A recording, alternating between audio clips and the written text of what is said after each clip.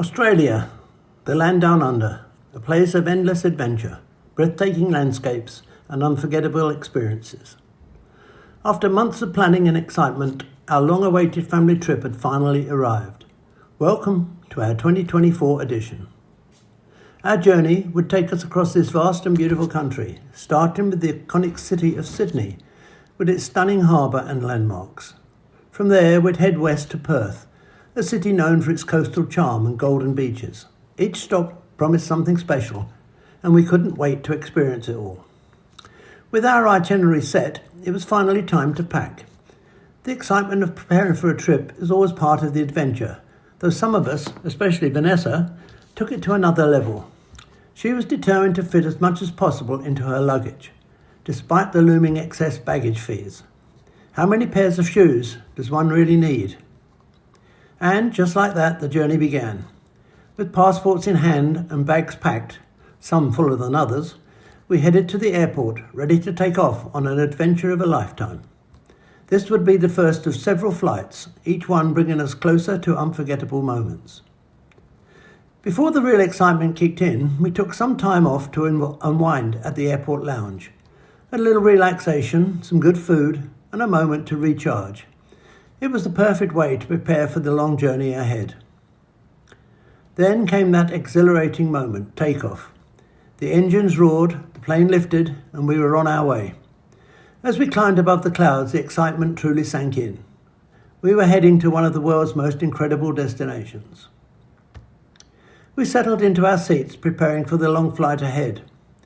Unfortunately, it wasn't the most comfortable experience. The plane was very old, the seats were cramped, and the seat back screens barely worked. It wasn't quite the start we had imagined, but we made the best of it. A few snacks and some wine and quiet time helped us ease the discomfort. Eventually dinner was served, and with full stomachs and the hum of the plane in the background, we did our best to sleep. After a restless night, we woke early, stiff from the long hours in cramped seats. The cabin was quiet, the engine steady. Thousands of feet above the earth, the journey was almost over, but for now, we stole a few last moments of mid-flight peace. Outside the window, a breathtaking sunrise painted the sky in shades of orange and pink. The plane glided through the golden light, a silent witness to the beauty of the early morning. A new day awaited. As we neared our destination, the first glimpse of Australia came into view. Then at last, the Sydney Harbour Bridge and the Opera House shimmering in the morning light. So close now, we could almost feel the ground beneath our feet.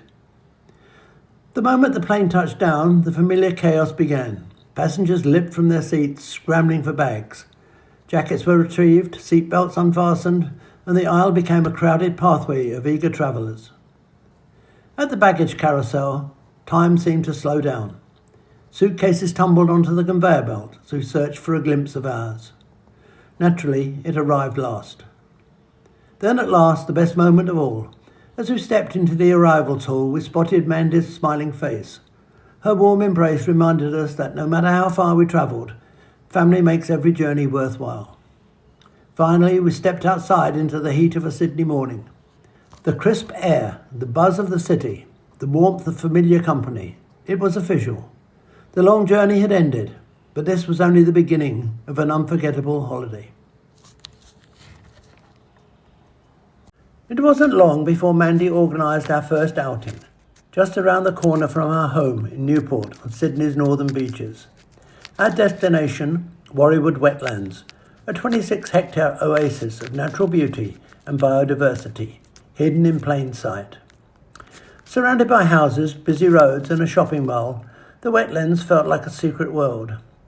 A network of well-maintained paths and sturdy boardwalks wound through the marshy landscape, making it easy to explore. Even on a cool October day, wildlife was everywhere.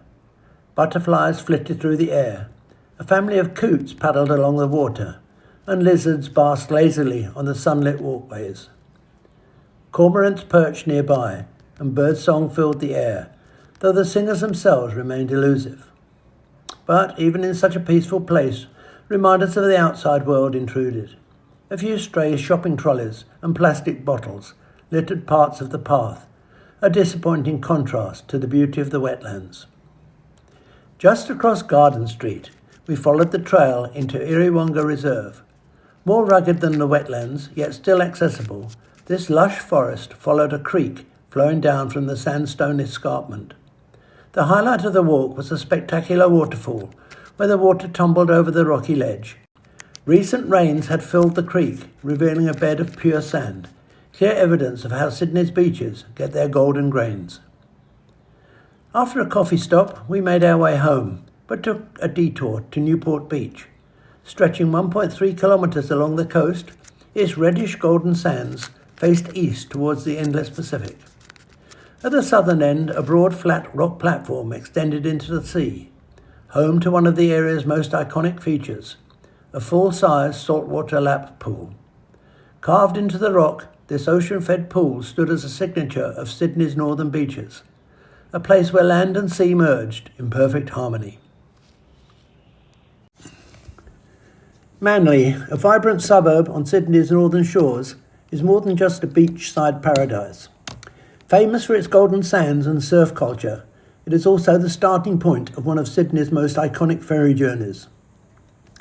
The Manly Ferry, a favourite of both locals and visitors, connects this coastal gem to the city's bustling heart, Circular Quay. Along the way, it offers breathtaking views of Sydney Harbour, its world-famous landmarks, and the natural beauty that makes Australia's largest city so remarkable. As we set sail, North Head rises to our right, a towering sandstone promontory marking the northern entrance to the harbour. Part of Sydney Harbour's National Park, it stands as a dramatic gateway to the city.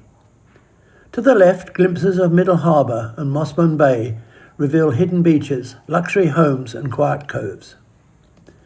Then comes the most exciting stretch, the heart of Sydney Harbour. As we pass Bradley's Head, with its historic lighthouse standing proudly on the shoreline, the city's most famous landmarks begin to emerge. First, the Sydney Harbour Bridge appears, a masterpiece of engineering and a symbol of the city since 1932. Affectionately known as the Coat Hanger, this iconic structure gracefully links Sydney's north and south shores. Next, the unmistakable sails of the Sydney Opera House come into view, glinting in the sunlight. A UNESCO World Heritage Site and an architectural marvel, it hosts world-class performances year-round and stands as one of the most recognisable buildings on the planet.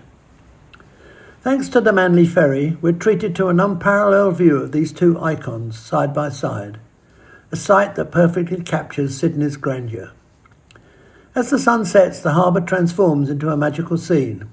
The Opera House and Harbour Bridge light up, reflecting off the water in dazzling display.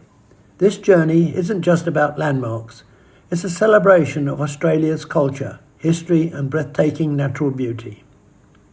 Finally, we arrive at Circular Quay, a vibrant waterfront hub at the heart of Sydney Harbour. Surrounded by historic sites, lush gardens and endless city attractions, it's the perfect starting point for further exploration. The ferry may have brought us here, but the memories of this incredible journey will last forever. Our journey through Circular Quay begins in the heart of Sydney, where history, culture and city life blend seamlessly in a breathtaking waterfront setting. Stepping off the Manly Ferry, we're greeted by the lively hum of the harbour. The water sparkles in the sunlight as ferries glide back and forth, their passengers lost in conversation or admiring the stunning views. The energy here is contagious. People rush to work, meet friends, or simply pause to soak in the beauty of one of the world's most famous harbours. A short walk takes us to Town Hall, a grand sandstone building that has stood for over a century, watching the city grow around it. The streets here pulse with movement. Buses and trams crisscross intersections. Cyclists weave through traffic, and office workers spill out of cafes.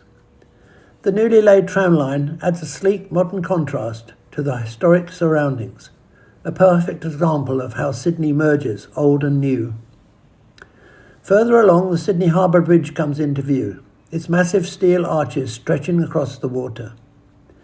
Since 1932, this engineering marvel has connected the city's north and south, standing as a proud symbol of Sydney's resilience and ambition.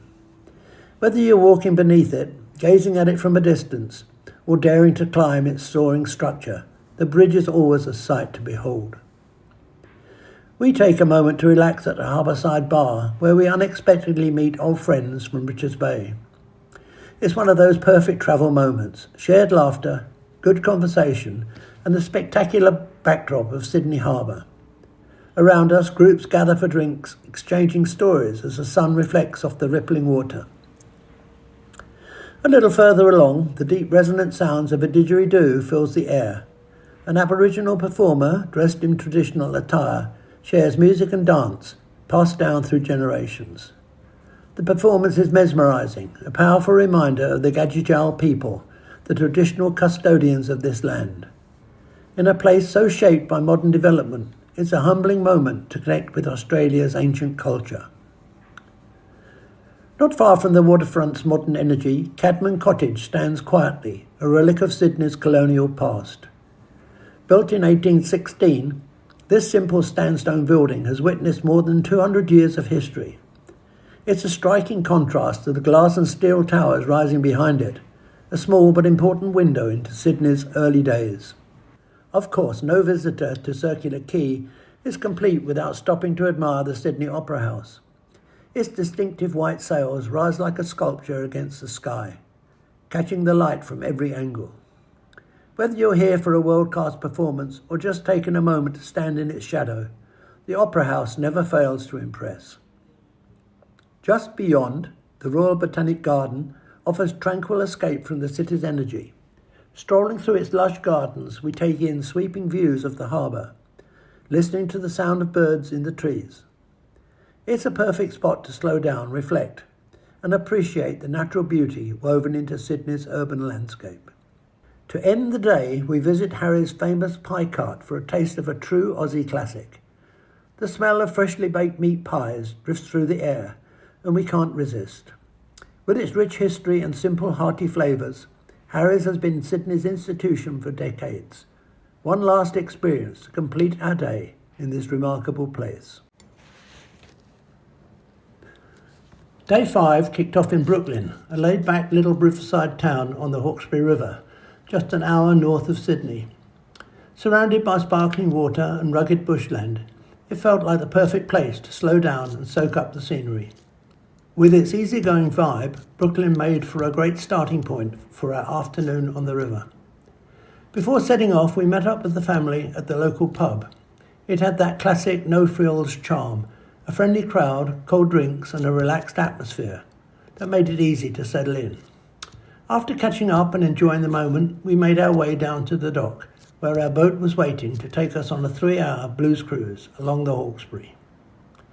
As we pulled away from the shore, the view was breathtaking. Towering sandstone cliffs lined the riverbanks, glowing under the afternoon sun, whilst dense green bushland stretched as far as the eye could see. The river was calm, the sky was clear, and the gentle hum of conversation mixed with the first soft notes of blues music playing in the background. Then came the highlight of the cruise, the live blues performance.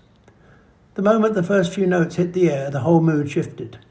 The soulful rhythm and rich deep melodies blended perfectly with the gentle sway of the boat, creating a vibe that felt both intimate and endless. The music carried across the water, wrapping around us like a warm breeze. People settled into the moment, some tapping their feet, others swaying along, and just a few closing their eyes and letting it all wash over them. Drinks in hand, we leaned into the easygoing atmosphere, watching the scenery roll by, lost in the rhythm of the river and the music. Before we knew it, the cruise was winding down. As the boat slowly made its way back to Brooklyn, the last strains of blues music faded into the evening air, leaving behind a deep sense of contentment. Stepping off the boat, we knew this was one of those days that would stick with us. A perfect mix of good music, good company, and the natural beauty of the Hawkesbury River. If there was ever a perfect way to spend a Sunday, this was it. Floating through the stunning scenery, surrounded by friends and family, and letting the blue music carry us away.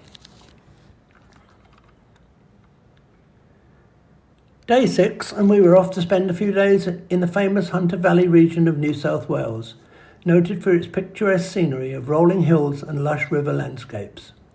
The area is steeped in colonial history and also produces some of the region's finest wines. Our road trip took us through the quaint towns of Tea Gardens and Hawk's Nest. Tea Gardens is a charming, picturesque coastal town that rests peacefully along the banks of the serene Mile River. The heart of Tea Gardens is its waterfront, a calming space adorned with shady walkways, cosy cafes, and inviting spots to pause and admire the river as it flows gently past. The town's name is believed to have originated from the tea trees that once flourished abundantly in the area, casting their reflections on the river and adding to the region's enchanting character. The waterfront is also home to some of Tea Garden's most endearing residents, its pelicans. These graceful birds are a constant presence, gliding elegantly over the water or gathering near the fishing boats with hopeful eyes, anticipating a treat. Their leisurely movements and sociable nature perfectly mirror the unhurried charm of this coastal retreat. The town is also known for its famous singing bridge that connects Tea Gardens to Hawk's Nest over the Mile River. It is named for the musical sound its railings make in the wind. Hawk's Nest, named after the many hawks that were seen soaring above the area, is renowned for its beautiful unspoilt beaches and crystal clear waters, perfect for swimming and fishing. Our first stop was the Mile River Camp on the banks of the Mile River, a peaceful, nature-filled retreat with a touch of luxury.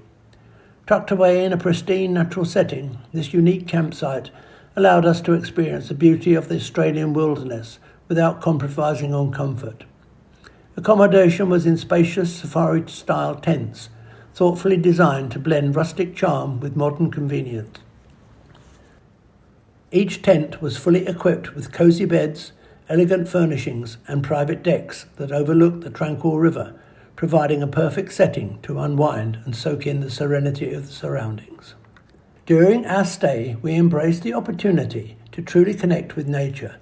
The Mile River, with its calm and glassy waters, invited us to explore its hidden corners by kayaking. Paddling through the gentle currents, we encountered an array of bird life and marvelled at the reflections of towering eucalyptus trees on the water's surface. The air was crisp, filled with an earthy scent of the bush, and the rhythmic sounds of native wildlife added to the peaceful ambience. As the sun began its descent, the river transformed into a canvas of warm colours reflecting shades of... We don't need this. Though our time at the Mile River Camp was brief, it left a lasting impression. The combination of natural tranquility and thoughtful comfort made it a truly special place, one we wish we could linger in a little longer. But with more adventure ahead, we packed up and set off for our next destination. The Hunter Valley is one of Australia's premier wine regions, renowned for its rolling vineyards, world-class wineries, and rich history. Our accommodation was a beautifully restored farm manager's house, nestled in the heart of a working vineyard. The moment we arrived, we were struck by the breathtaking 360-degree views, endless rows of grapevines stretching towards the horizon, framed by gently undulating hills. The house itself was charming and full of character, with rustic wooden beams, a cosy fireplace, and wide verandas that offered the perfect spot to enjoy a glass of wine while taking in the scenery. The central location allowed us to explore several nearby wineries, each offering a unique selection of locally produced wines. From crisp Semillons to robust Shirazes, we sampled an array of flavours that captured the essence of the region. Beyond the wine, the Hunter Valley offered a feast for the senses. Gourmet food experiences, lush gardens, and peaceful countryside walks added to the charm of our stay. It was a place of indulgence, relaxation, and appreciation for the finer things in life, a perfect contrast to the wild beauty of the Mile River Camp. Our journey continued, but with the memories we made in these two remarkable destinations would stay with us forever. Our journey continued, but the memories we made in these two remarkable destinations would stay with us forever. Hey, true blue, don't say you've gone. Say you've knocked off for a smoker, and you'll be back later on. Hey, true blue, hey, true blue, Give it to me straight.